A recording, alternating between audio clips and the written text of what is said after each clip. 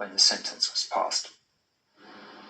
The families of those whose lives were so cruelly taken, families who spent the last 2 days describing their own life sentences, arrived at the Old Bailey to finally see justice handed out. With 22 innocent victims, many of them children, this had been Britain's biggest ever murder trial. It ended with record jail sentences.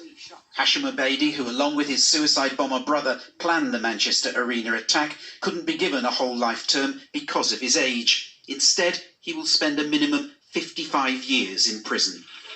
A term never previously handed down and welcomed by the families who brought photographs of those lost that night with them.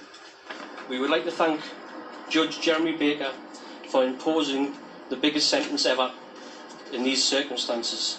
The mother of victim Philip Tron had been following the sentencing from her home on Tyneside. To hear that, honestly, it's emotional. It's like just a weight lifted.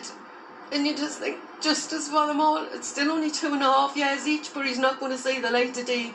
Passing sentence, Justice Jeremy Baker talked of the despair and desolation of families who felt as though their hearts had been torn from them, saying it had been a deliberate strategy to kill children.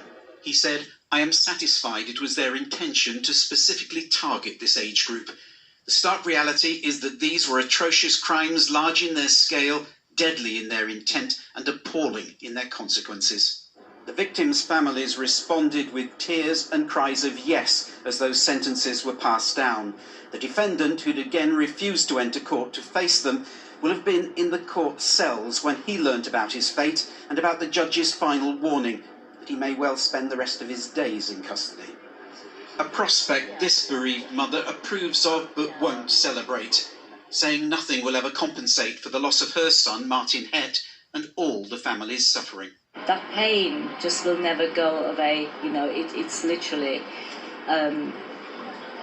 they say time is a good healer. That's nonsense. When you lose people the way we did, it is not healing. They might not be the ones handed down a life sentence today, but they left court to continue serving one just the same. Paul Davis News at 10 at the Old Bailey. The dignified voices of those who lost so much that night.